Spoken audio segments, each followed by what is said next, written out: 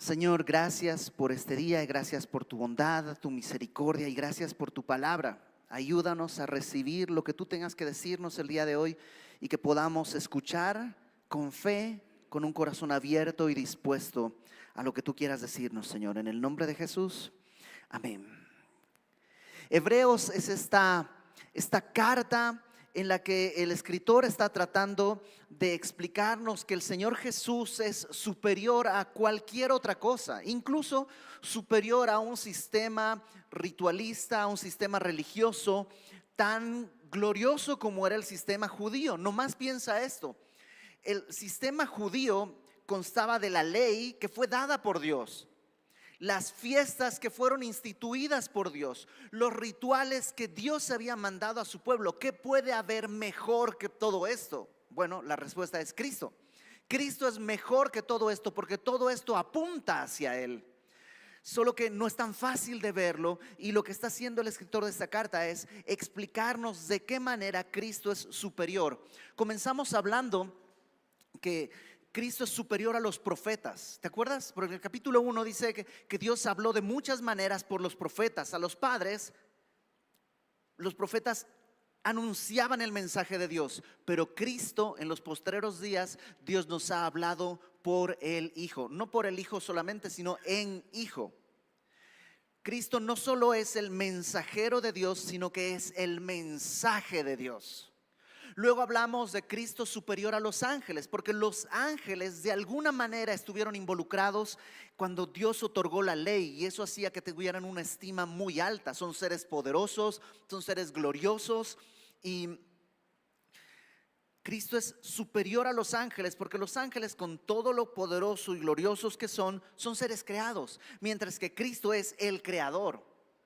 Y luego hablamos como, a pesar de que Cristo es superior a los ángeles, se hizo por un poco de tiempo inferior a los ángeles. ¿Cómo? Haciéndose hombre. Y como hombre fue a la cruz. ¿Por qué era necesario esto? Porque Dios es justo. Un hombre pecó, por tanto la paga del pecado es muerte. ¿Quién debe morir? Un hombre. No vale si muere un ángel, o incluso, permítame decirlo, de estas cosas así que supuestos. Si Dios pudiese venir y morir de alguna manera, no nos vale, porque la justicia debe satisfacerse con la muerte justa de un hombre por un hombre. Por eso Dios no es como que se viste de hombre, se hace hombre, un hombre 100% humano, para que en su humanidad Él pueda pagar el precio de nuestros pecados y resucitar y volver a su trono, porque Él no es inferior a los ángeles. Un ángel nunca hizo eso. Y ahora, a partir del capítulo 3, vamos a estar un par de semanas, 3 semanas en este capítulo, tratando de entender cómo nos va a presentar que Cristo es superior a Moisés. Es difícil acentuar la importancia de Moisés en la historia del pueblo judío. Nosotros en Sudamérica, ustedes saben que yo soy de Bolivia, y en Sudamérica pues el libertador por excelencia, ¿no?, es Simón Bolívar. Simón Bolívar es el gran libertador de muchas naciones en Sudamérica, y tiene calles, plazas, parques. Bolivia se llama así por Bolívar, es decir, es un hombre que las naciones, digamos, que le rinden mucho tributo. Bueno, eso es nada comparado con cómo veía el pueblo de Israel a Moisés, porque a través de Moisés Dios otorgó la ley. Entonces, ¿qué puede haber superior a eso? Evidentemente Cristo, pero eso nos lo va a explicar paso a paso a lo largo de este capítulo. Así que vamos a comenzar. Capítulo 3, versículo 1. Dice: por tanto, y todos sabemos que ese por tanto implica una conclusión de todo lo anterior. ¿Qué es lo que nos había dicho anteriormente? Bueno, nos había dicho que Cristo es superior a los ángeles, a los profetas, que Cristo se hizo hombre para pagar por nuestros pecados, pero que además Él se hizo hombre y no se avergüenza de llamarnos sus hermanos. Además dice en el versículo 16 que no socorrió a los ángeles, del capítulo 2, 16, no socorrió a los ángeles, sino a la descendencia de Abraham, por lo cual debía ser en todo semejante a sus hermanos para venir a ser misericordioso. Entonces, todo eso, Cristo nos hizo hermanos, nos hizo bajo un mismo Padre, fue misericordioso. Bueno, todo eso, por tanto, por todo eso, dice, hermanos santos, participantes del llamamiento celestial, considerad al apóstol y sumo sacerdote de nuestra profesión, Cristo Jesús. Entonces, lo primero que va a hacer es explicarnos quiénes somos. Dice, por todo lo anterior, número uno, hermanos santos. Claro, incluido el que está escribiendo la carta, es un hermano de nosotros. ¿Hay hermanos mayores, es decir, que han madurado en la fe antes que nosotros? Sí, pero todos somos iguales, somos hermanos. Tenemos una misma necesidad y Dios proveyó la misma sangre para todos. Somos hermanos, no estamos diseñados para vivir aislados. Esto de que yo voy a ser el llanero solitito no funciona. El cristiano está llamado a vivir en esta comunidad de hermanos, pero dice hermanos santos. Es decir, santo quiere decir consagrado, apartado. Es lo contrario como de profano, lo mundano. Tenemos una hermandad que es santo, una hermandad santa, resultado de su obra. Él nos compró, Él nos ha hecho suyos. Entonces dice hermanos santos, participantes del llamamiento celestial. La palabra participantes puedes traducirla como compañeros, casi como colegas, ¿no? O sea, todos somos compañeros de un llamamiento celestial. Hubo un llamado. ¿Sabes por qué estás aquí? ¿Por qué eres creyente? ¿Por qué Cristo es el Señor de tu vida? Porque Dios te llamó. No hubo un concurso de méritos. A ver, presenten sus currículums, vamos a escoger a los mejores. No, gracias a Dios, porque probablemente algunos de nosotros no hubiéramos sido aprobados. Estamos aquí por un llamado, un llamamiento que además dice es celestial. Déjame ponerlo de esta manera. Moisés llamó al pueblo, pero fue un llamado a salir de Egipto para ir a la tierra prometida. Salieron de Egipto, entraron al desierto, 40 años después llegaron a la tierra prometida, pero todo es en este mundo, todo es en esta tierra, todo es acá. Es un llamamiento, digamos, bueno, glorioso, pero terrenal. Cristo nos hizo un llamamiento celestial, va más allá de las fronteras de este mundo. De hecho, en el capítulo 2, versículo 10, dice, convenía, 2:10, convenía a aquel por cuya causa son todas las cosas y por quien todas las cosas subsisten, que habiendo de llevar muchos hijos a la gloria, perfeccionase al autor de la salvación de ellos. Entonces, dice que tenía el propósito de llevar a muchos hijos a la gloria. Ese es nuestro llamado. No ir a la tierra prometida, llámese cualquier terreno que tú quieras, sino a la gloria. Es un llamamiento celestial. Pablo, hablando de esto en 2 de Timoteo, si me acompañas a 2 de Timoteo, capítulo 1, 2 de Timoteo 1, versículo, voy a leerlo desde el 8 para que tengamos un poquito el contexto. 2 de Timoteo 1, 8 dice, por tanto, le habla a Timoteo, no te avergüences de dar testimonio de nuestro Señor, ni de mí preso suyo, sino participa de las aflicciones por el evangelio, según el poder de Dios. Presta atención. Dios, quien nos salvó y llamó con llamamiento santo, lo mismo que está diciendo el escritor de Hebreos, no conforme a nuestras obras. Ninguno de nosotros tuvo un llamamiento conforme a lo que, es que yo sí me había esforzado. Es que yo desde niño iba a la escuela dominical y me sabía todos los versículos y todas las canciones, y no fue por eso, porque a lo mejor sí, a lo mejor tú tuviste la gracia de que te llevaron a la iglesia y en verdad te sabías todos los himnos y todas las canciones y todos los versículos. Yo no. Yo tengo un montón de basura en mi cabeza que se metió ahí en la adolescencia y que quisiera sacar, y mientras tú estabas alabando a Dios, yo estaba haciendo quién sabe qué cosas. Y tendrías ventaja sobre mí, pero no fuimos llamados por eso, ni tú ni yo. Fuimos llamados, dice ahí, versículo 9, no conforme a nuestras obras, sino según el propósito suyo. ¿Sabes por qué te llamó Dios? Porque Él tiene un propósito. Él tiene un objetivo. ¿Y cuál es su propósito? La gloria de Dios. Él dijo, voy a glorificar mi nombre y voy a usar a este muchacho. Se ve que no tiene futuro, se ve que no tiene destino, se ve que no tiene nada, y me voy a glorificar dándole una identidad. Ahora va a ser parte de los hermanos santos que tienen un llamamiento espiritual. Y así fue conmigo, y así fue contigo.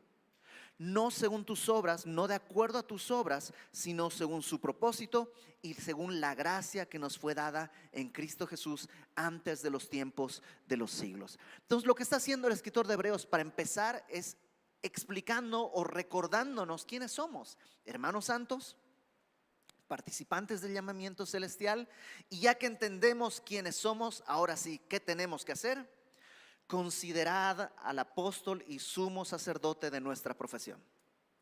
La palabra considerar habla de algo, es una palabra muy intensa, es muy activa. Literalmente podrías traducirla como observar con la mente, ¿no? ¿Cómo es observar con la mente?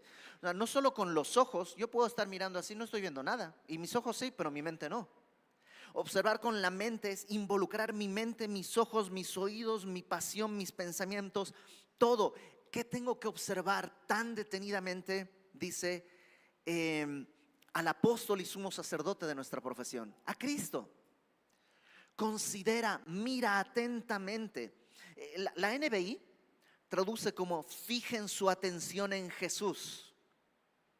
Fijen su atención, o sea, no nomás miren, sino fijen su atención. La NTV traduce: consideren detenidamente a este Jesús. ¿Por qué? ¿Te acuerdas del capítulo 1? Dios, habiendo hablado de muchas maneras antes a los padres por los profetas, ahora en los postreros días ha decidido hablarlos en el Hijo, por el Hijo. Y si el Hijo es el mensajero, pero también el Hijo es el mensaje, ¿qué tengo que hacer?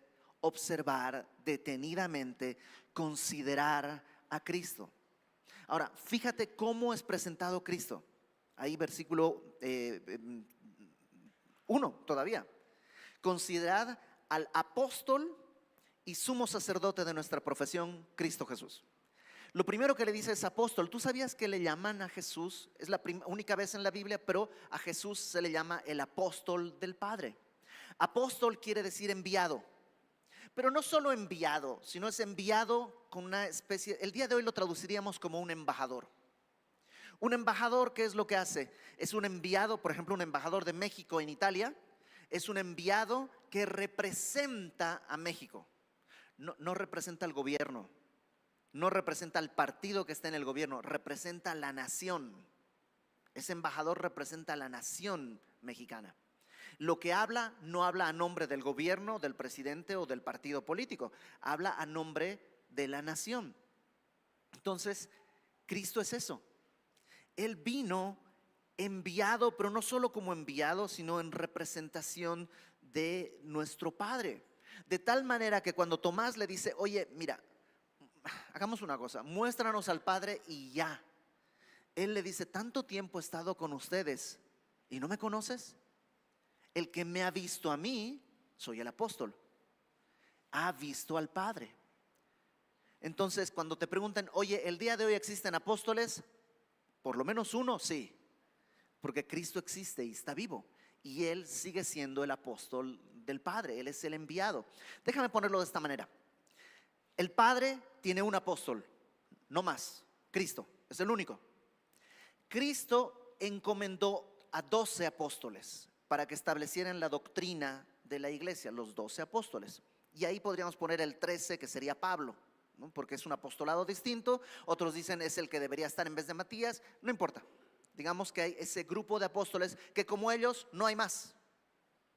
Y a partir de ahí la iglesia encomendó el evangelio a otros y fue enviando a otros, y esos también son apóstoles.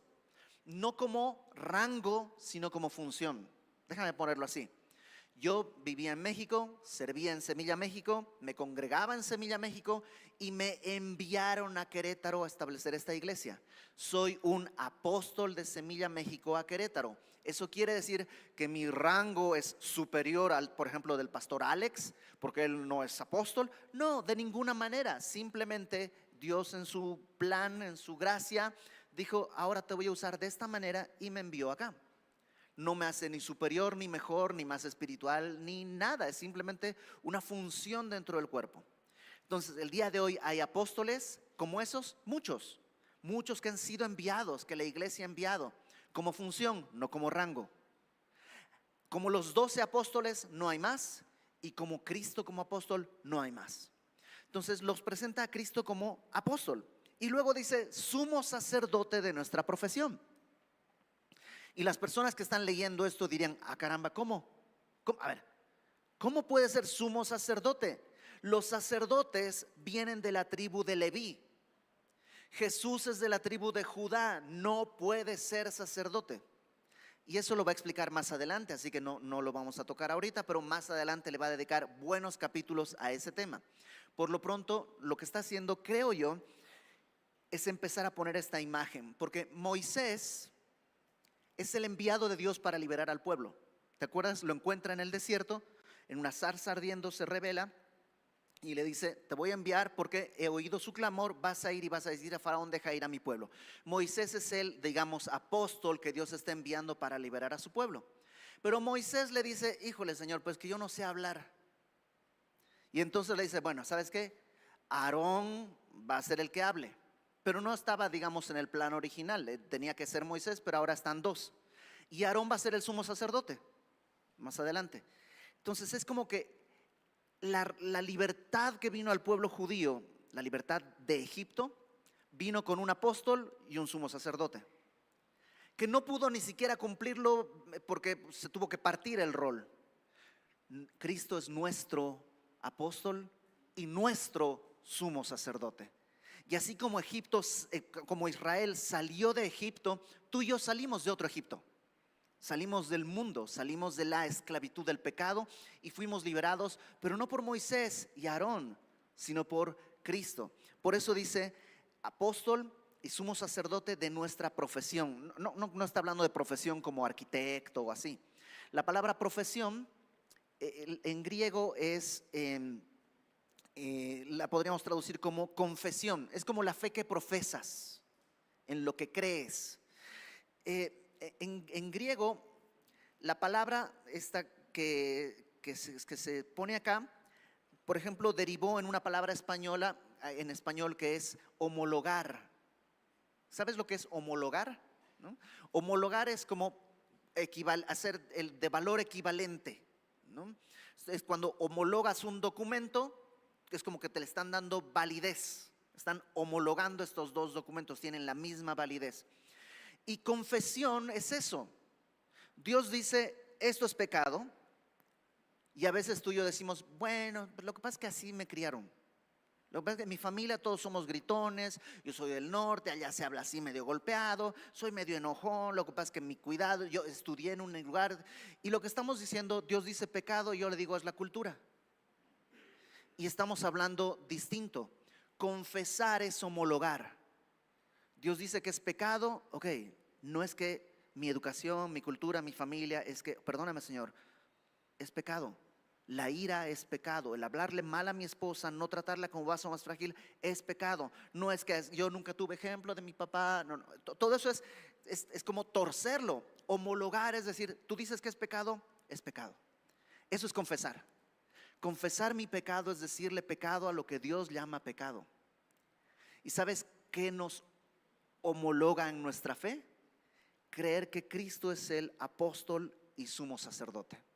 Déjame te lo leo en la NTV. Nuevamente ese versículo dice, considerad detenidamente a este Jesús, a quien declaramos mensajero de Dios y sumo sacerdote. Lo confesamos como el mensajero de Dios, el apóstol y el sumo sacerdote.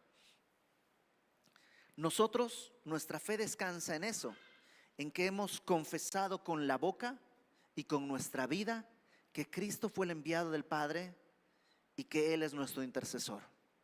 Entonces, habiendo dicho todo esto, dice, el cual, Cristo Jesús, es fiel al que le constituyó. ¿Quién lo constituyó como apóstol y sumo sacerdote? El Padre.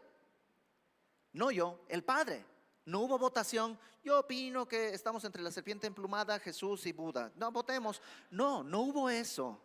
El Padre, Él encomendó esta tarea de ser apóstol y sumo sacerdote a Cristo. Y Cristo es fiel al que le constituyó, como también lo fue Moisés en toda la casa de Dios. Ahora, va a comparar a Cristo con Moisés, y esto es interesante, porque no lo va a comparar demeritando a Moisés, porque podría ser, ¿no? Moisés ni llegó a la tierra prometida. Intentó y en algún momento Dios le dice, mira, me representaste mal, tú no vas a ir. Y ya con eso descalificaba a Moisés. Pero no está haciendo eso. No está haciendo eso. De hecho, ¿te has dado cuenta que todos los personajes del Antiguo Testamento, cuando los traen al Nuevo Testamento, vienen como si no hubieran pecado nunca?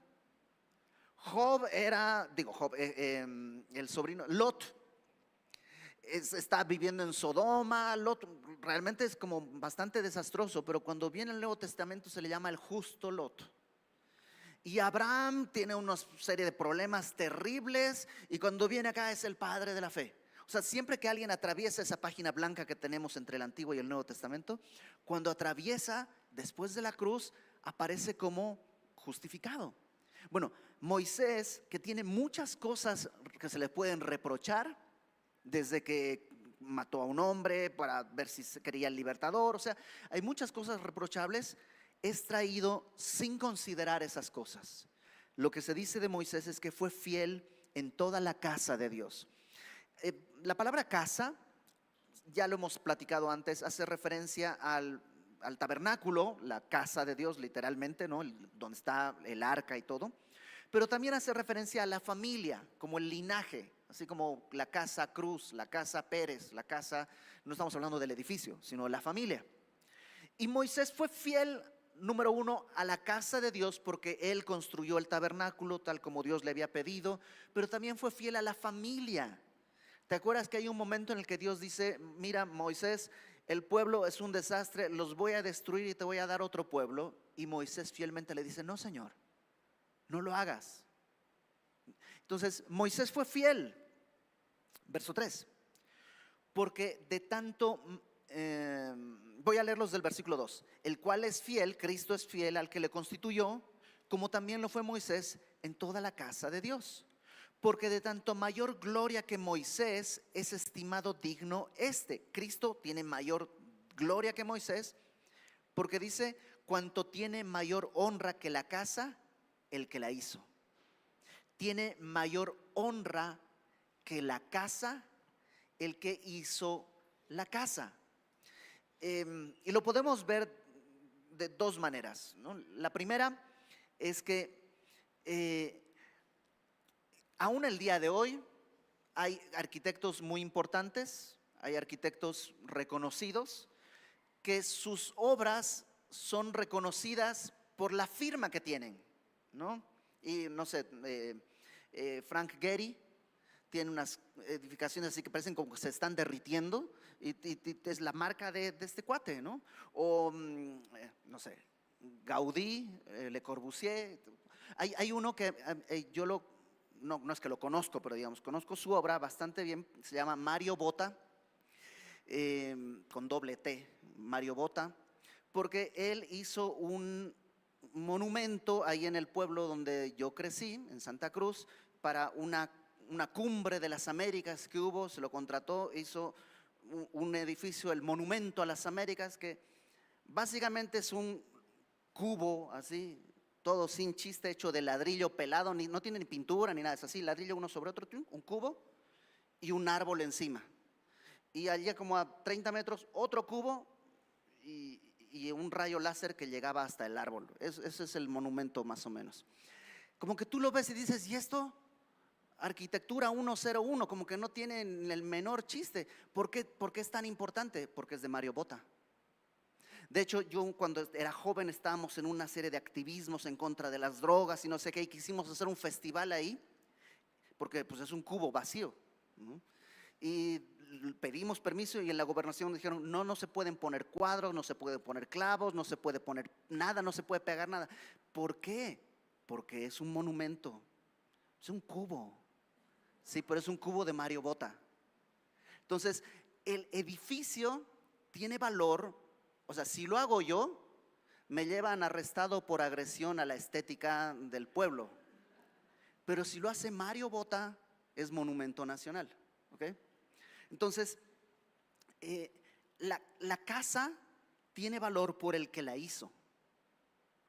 Lo segundo que está diciendo es que Moisés fue fiel, sí, pero Cristo no solo fue fiel, sino que además es el que hizo la casa. Voy a volver a leerlo.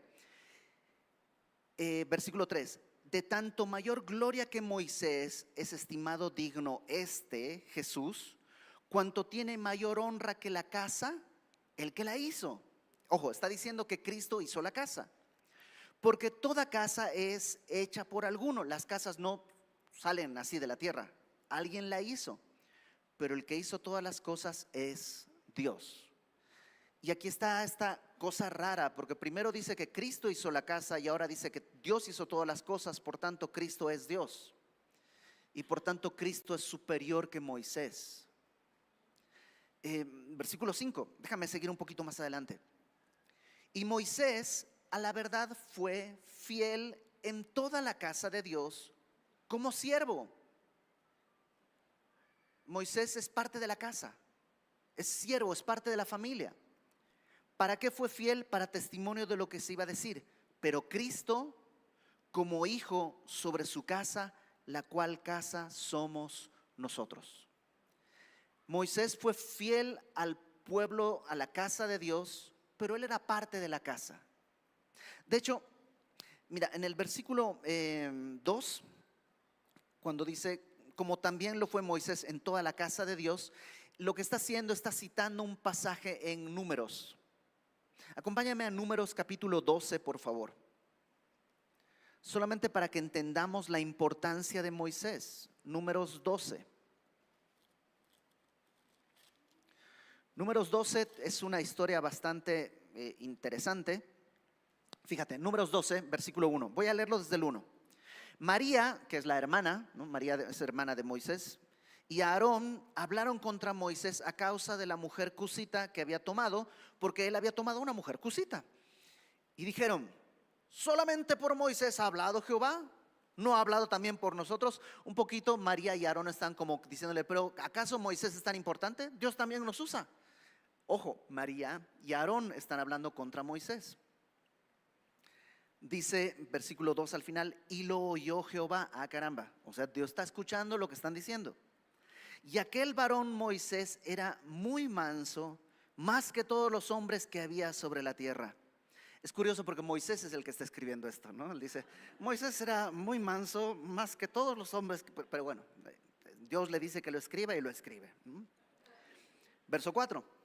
Luego dijo Jehová a Moisés, a Aarón y a María, salid vosotros tres al tabernáculo de reunión. Ay, nanita, ¿te imaginas que Dios dice, a ver, María, Aarón, Moisés, vengan, quiero hablar con ustedes?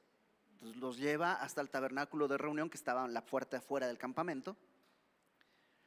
Y dice, y salieron ellos tres, entonces Jehová descendió en la columna de la nube y se puso a la puerta del tabernáculo. Entonces Dios baja en esa nube y le dice, llamó a Aarón y a María. O sea, Aarón, María, un paso al frente.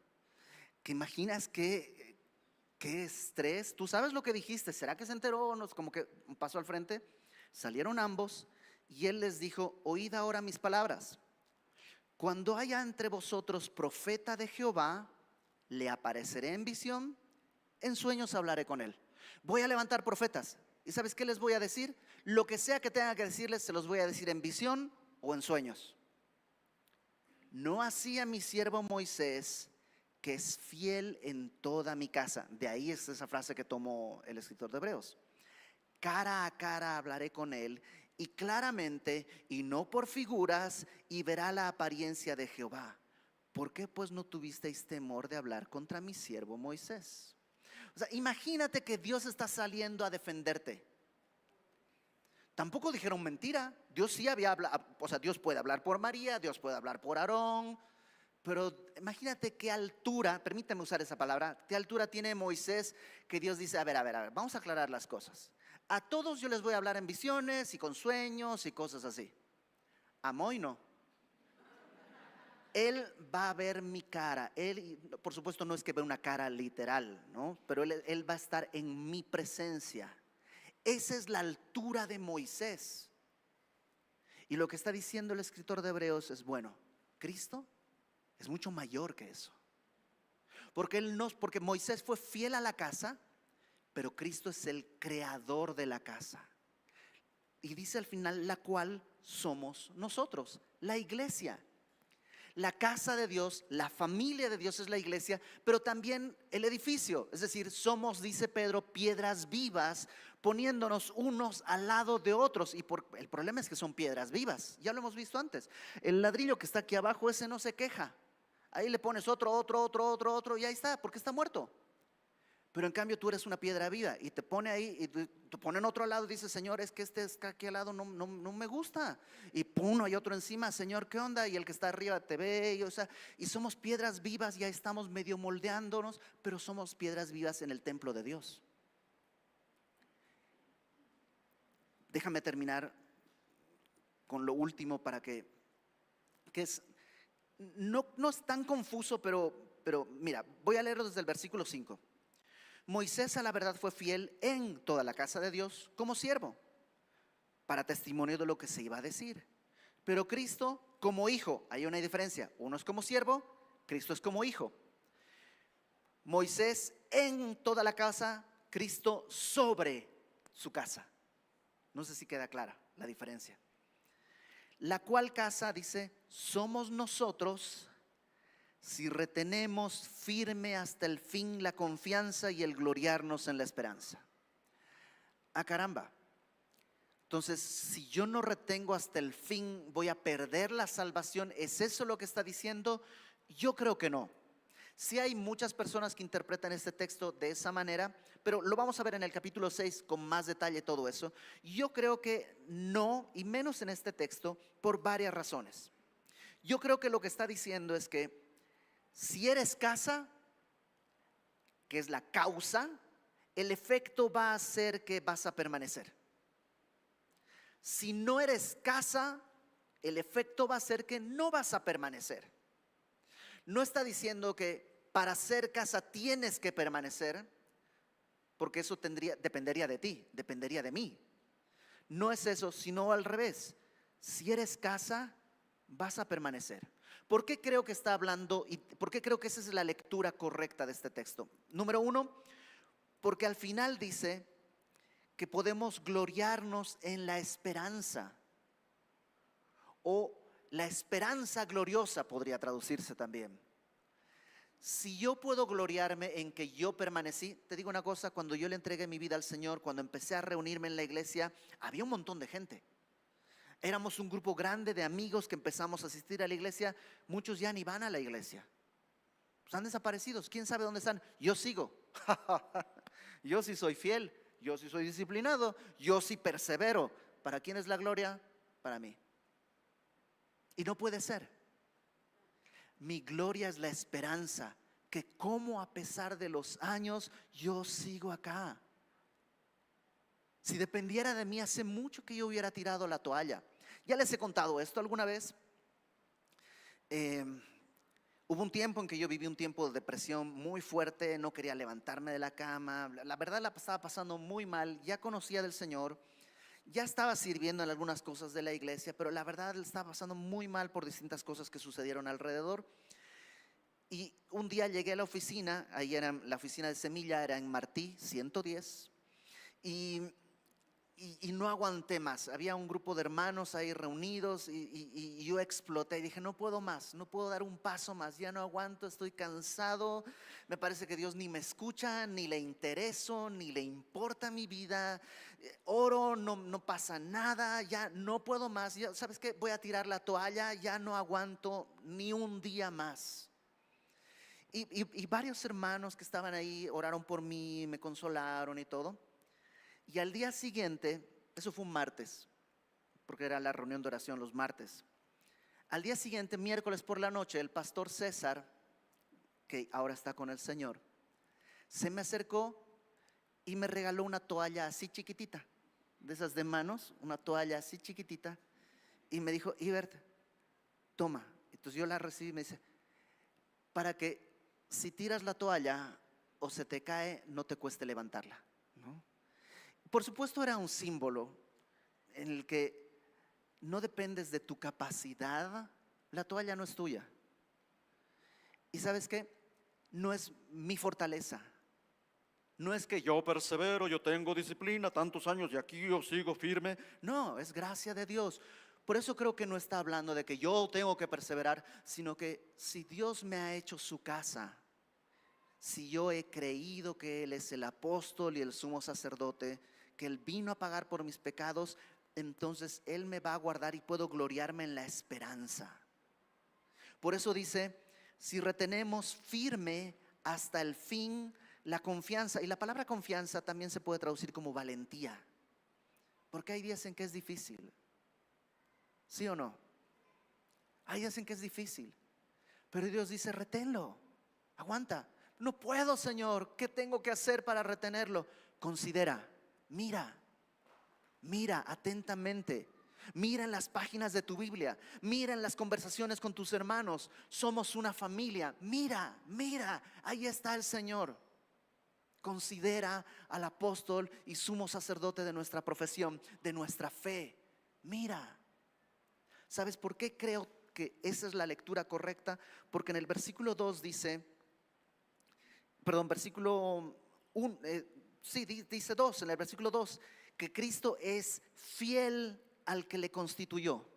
¿Quién lo constituyó como apóstol, como sumo sacerdote? ¿Quién lo envió como salvador? Dios.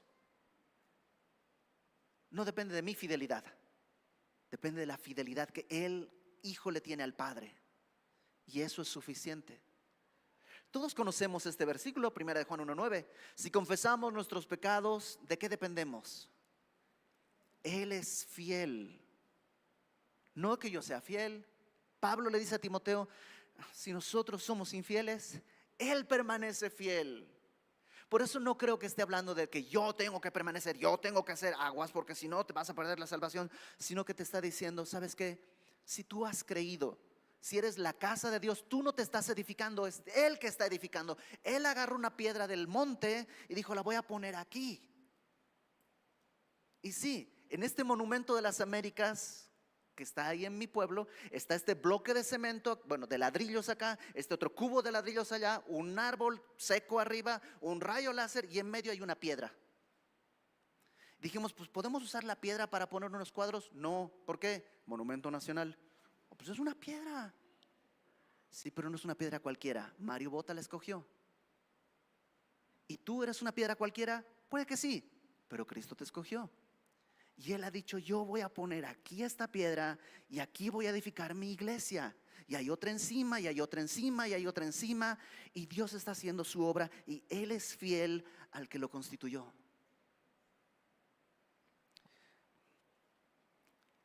Es superior a Moisés, porque lo que Moisés no pudo lograr, Cristo lo va a lograr. Llevarnos a la tierra prometida. Por eso Moisés queda en el desierto, pero Josué, que es otro nombre de Jesús, ese es el mismo nombre, ¿no? Es el que lleva a la tierra prometida a la gente. Jesús es el que nos lleva a esa promesa que Él ha hecho. Entonces, ¿qué te parece si el día de hoy, yo sé que a menudo terminamos las prédicas diciendo, ¿hay algo de que arrepentirte? Ponte a cuentas con Dios. Y sí, ¿sabes qué? Si hay algo de que arrepentirte, ponte a cuentas con Dios. Es verdad. Porque ser la casa de Dios no es venir a la iglesia, es confesar que Él es el apóstol y sumo sacerdote de nuestra profesión. Él, no solo confesarlo con mi boca, sino con mi vida, es creer eso, abrazar eso, homologarme a que lo que Él dice es cierto. Si tú nomás vienes a la iglesia, no eres parte de la casa y tarde o temprano vas a salir.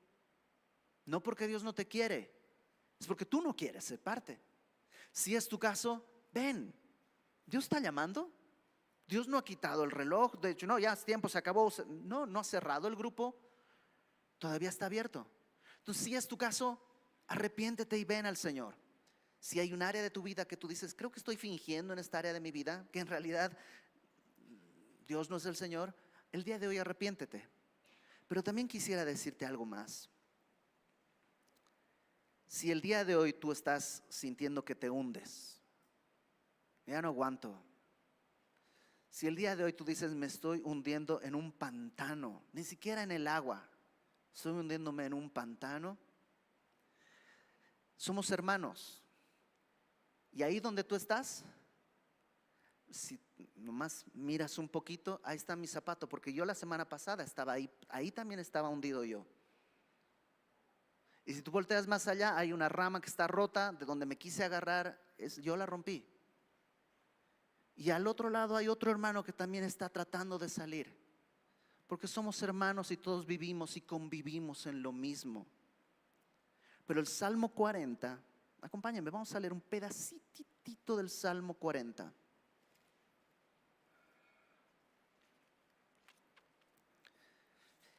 En esa época de depresión que te decía, el Salmo 40 fue un pasaje que me sostuvo. Dice, pacientemente esperé a Jehová y se inclinó a mí y oyó mi clamor. Porque Dios quiere oír, pero tienes que clamar. Clama. A veces decimos, Señor, no, yo voy a salir. Clama. Oyó mi clamor, me hizo sacar del pozo de la desesperación. ¿Has estado en el pozo de la desesperación? Él te puede sacar del lodo cenagoso. Puso mis pies sobre peña, sobre una roca. ¿Y quién crees que es la roca? Cristo. Y enderezó mis pasos. Luego puso en mi boca cántico nuevo, alabanza a nuestro Dios. Verán esto muchos y temerán y confiarán en Jehová. Bienaventurado el hombre que puso en Jehová su confianza y no mira a los soberbios ni a los que se desvían tras la mentira. Entonces, si el día de hoy tú estás sintiendo que te estás ahogando, que de plano ya no aguantas, ¿qué te parece si clamamos juntos al Señor? Y solo quiero recordarte esto, Él es fiel, no a tu fidelidad o a tu perseverancia, Él es fiel al que lo constituyó. Él es fiel al que lo constituyó. Y tú y yo solo vamos a tratar de aferrarnos hasta el fin para gloriarnos en la esperanza de que Él es nuestro apóstol y sumo sacerdote. Vamos a orar. Señor, aquí estamos y primeramente, Señor, yo quiero confesarte, quiero entender y confesar que tantas veces he querido vivir a mis fuerzas, a mi manera, según mi propósito, y he olvidado que tengo un llamado tuyo, que tú me hiciste un llamamiento celestial, no según mis méritos, sino según tu gracia y según tu propósito. Yo te ruego porque cada uno de los que estemos aquí podamos entender eso y escuchar tu voz una vez más que nos llamas según tu propósito y para tu gloria.